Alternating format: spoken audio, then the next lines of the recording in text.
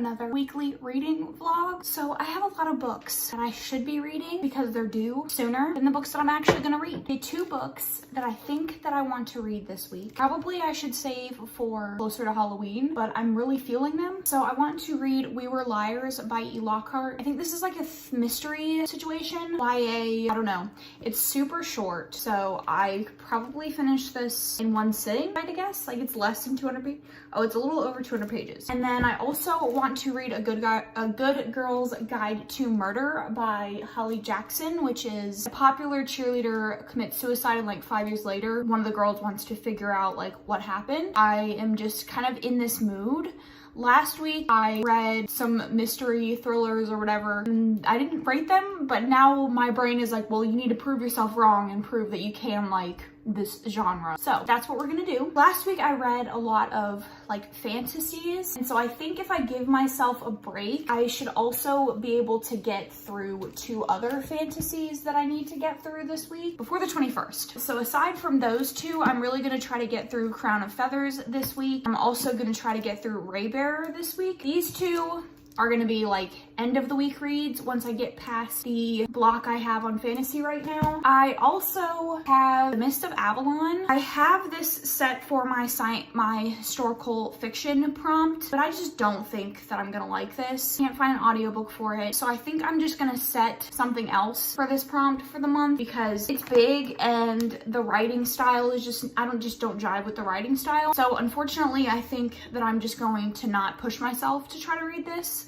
and I'll find something else to fit my historical fiction prompt. I didn't go to work, but I haven't read any today. It's like almost 2 o'clock, and I haven't picked anything up. I've literally just been playing video games. I have 0 desire to read. I want to read, but the actual act of reading, I have no desire to do, which sucks.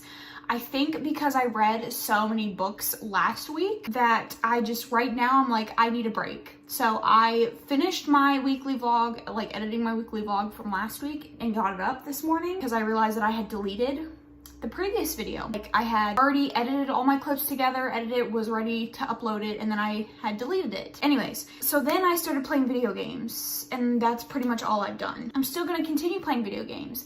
We'll see if I pick up any of one of those 2 books tonight. We'll see. This might be one of those weeks where I start reading like towards the end of the week because I'm just not feeling it. Anyways, so I will let you guys know once I pick something up or if I have anything cool to tell you.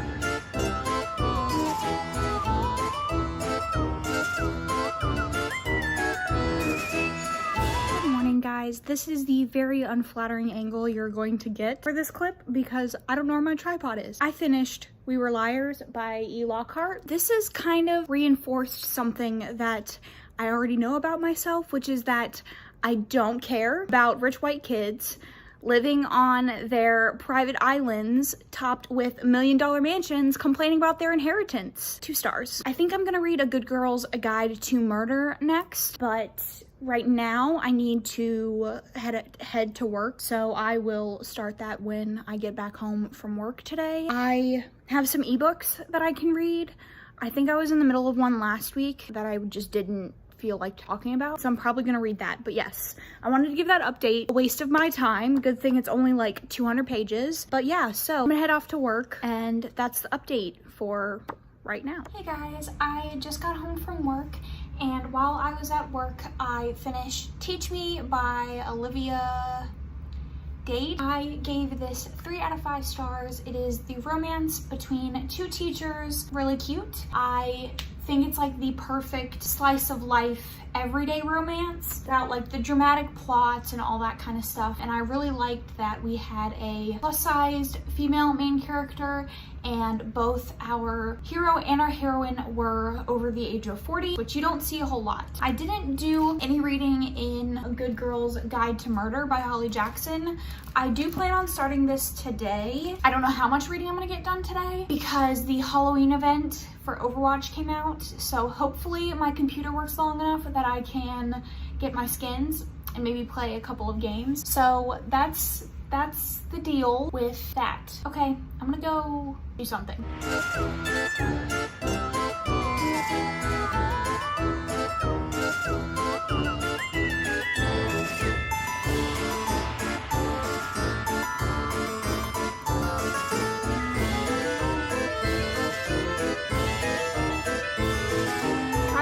don't know her. I am 115 pages into A Good Girl's Guide to Murder, and I am absolutely adoring this. I am super invested in the story.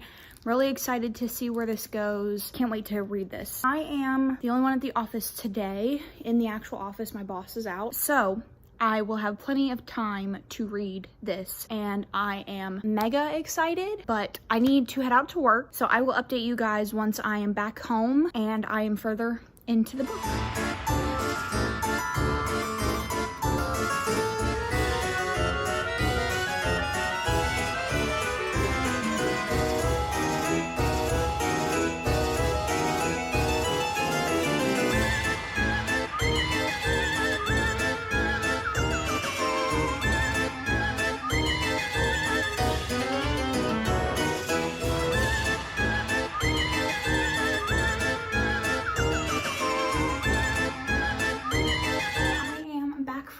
And I have finished A Good Girl's Guide to Murder by Holly Jackson. I think I'm gonna give this 4 stars, which is so shocking to me because I was just talking about how I don't think that books like this will ever get more than an average for me. I will say that the twists weren't entirely unguessable, and I can't say that I like thoroughly enjoyed them. I kind of wish another route had been gone, but I was still highly entertained the whole time, and I'm not sad that I read it. I'm not disappointed. I really enjoyed it, and I would venture to say that I wouldn't mind reading the second one. So I think what I'm going to start next is Crown of Feathers by Nikki Pelprito. This is like a little under 500 pages. It's about 2 sisters who live in a world where phoenix riders were once a thing, like warriors, and something happens between them and like there's some betrayal, and then one of them goes off to find the phoenix riders. I actually really haven't heard all of that much about this, so I don't know where my expectations are, but it still seems like it's gonna be interesting. So let's jump into this.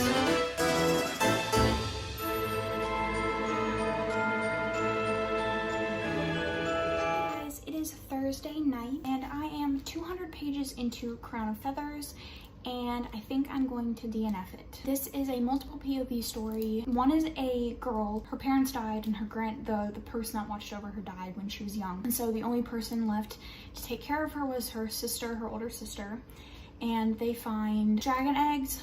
One of them hatches. She goes off on her own and in search of the phoenix. Did I say dragon eggs? I meant phoenix eggs. The like phoenix rider warrior things. Another point of view is a phoenix rider, and then the other one is a son of a phoenix rider who is now a soldier for the empire that killed all the phoenix riders. That may sound like it should be interesting, but it's really not, and I just am kind of over it. I gave it longer than I usually do and it didn't get any better, so I think I'm just going to DNF it.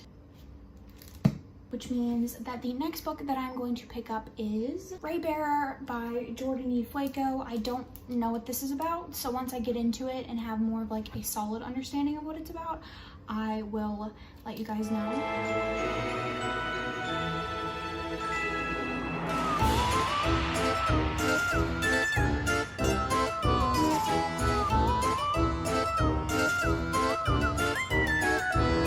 Why, for the life of me, I just can't remember to bring my tripod in here because I know I'm gonna talk in the mornings, but I just can't do it. Last night I picked up The Bookwoman of Troublesome Creek by Kim Michelle Richardson. I only got 8 pages in, but it is set in the 1930s and it's about a woman who is a traveling librarian, and she lives in like a small town in the country, and she like takes books up the mountain, I guess, to like, you know, the families that are living out in the middle of nowhere. The reason I really wanted to update you guys was because I was going through Libby last night while I was like falling asleep, as you do, and I found that my library had some pretty interesting books that I'm excited about. So they have A Discovery of Witches by Deborah Harkins, which I got from Library Says's fall recommendations video. Go check that video out. and her channel. She's fantastic. Oh, it's about a girl who is a witch, but she doesn't want to be like involved in like the clans or whatever, and then something happens. That's all I know. I picked up Coconut Layer Cake Murder by Joanne Fluke, which is like a cozy mystery about a woman that runs a bakery. She has to like solve crimes. I want to get into cozy mysteries because they just sound like right up my alley. And then I also was able to get Mexican Gothic by Sylvia Marino Garcia, which last time I checked, the hold was like 6 months. So I'm stoked. I don't know how I got it, but it was just there to be gotten. This is the story of a woman who gets a letter from her cousin who's like married and staying at this estate in Mexico, I think. And the letter is basically like hinting that something is going on and that her cousin needs help. So she goes to the estate to figure out what's going on, and some like weird stuff happens. And then the last book that I got that I'm so excited about is The Year of the Witching by Alexis Henderson. If you have not watched Riley Marie's video on this, I highly recommend it. She's fantastic, but that video was great, and she loved this book. So I'm super excited to jump into this. It's about a girl who's a witch, and she lives in a town, kind of like Salem-esque situation. They don't like witches, and I think she's biracial as well, and something happened. I'm just really excited. I think I'm gonna save that for when I do my 24-hour readathon for Halloween. I also might read Mexican Gothic for that as well, but I definitely want to read A Discovery of Witches and Coconut Layer Cake Murder soon. This weekend, my mom is coming to visit me on Sunday, so I don't know how much reading I'll do. I don't know how long she'll be here, but today's Friday, and Saturday I'm gonna be reading all day. So I'm probably gonna continue reading this. So I picked up the audiobook for Rebecca by Daphne du Maurier, and I also picked up the Graveyard Book by Neil Gaiman, and I'm not like super interested in listening to either of those right now. I might try to go back to Ninth House since I do have the book out from the library, and see how if I can get through those. So I'm going to read this, and then I'm also going to read the Coconut Cake Murder thing while I'm at work today. But I'll update you guys when I'm back home and let you guys know what's up.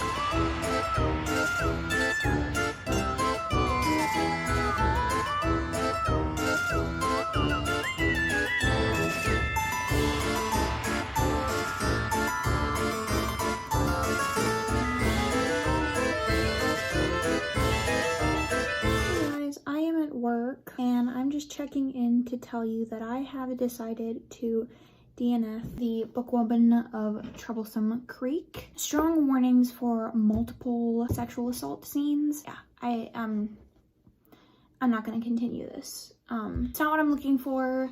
It's not what I want to read about. And I was already kind of hesitant about the book just not being really for me. Like, I would still, if you can get past like those kind of trigger warnings, I would still recommend this. This is based on a true story about the true blue-skinned people of Kentucky, and it deals with racism, sexism, a lot of stuff. So I can see the importance of this book, and if you can get past that, I would recommend checking it out, but I just can't do it. So yeah, I'm gonna update you guys when I'm back home, when I have picked up another book. But this is gonna be it for me on this one. Okay guys, so I am back home for the day, the rest of the weekend, and let's talk about the books that I started. So I started and DNF'd this book. What is it called? Coconut Layer Cake Murder or something like that. It's terribly written. I just couldn't do it, and I saw pretty similar reviews on Goodreads of the book. Then I started the audiobook for Rebecca by Daphne du Maurier. I hope I'm saying that right.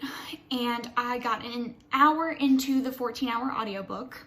This is the story of I think she's unnamed, woman who meets a widow who owns a like famous manor, I guess, or estate, and she moves onto the estate with him, and like it's haunted, or there's like something weird going on. As of right now, we're kind of just establishing their relationship. It's considered a classic as far as I know, but the writing style is not really all that hard to understand, so I'm appreciating that. I'm expecting it to be good. I've heard great things. This is like a lot of people's favorites, classics, so yeah, we'll see how that goes. And then I'm also reading Raybearer by, my tripod just like gave out. So I'm reading Raybearer by Jordan E. Fueco. I didn't get very far. This is what I'm gonna focus on this weekend and try to knock this out. And then the only thing that I'll have left of the books that are due is Ninth House. I'm gonna go get food, probably play some Dead by Daylight, and I'll update you guys later.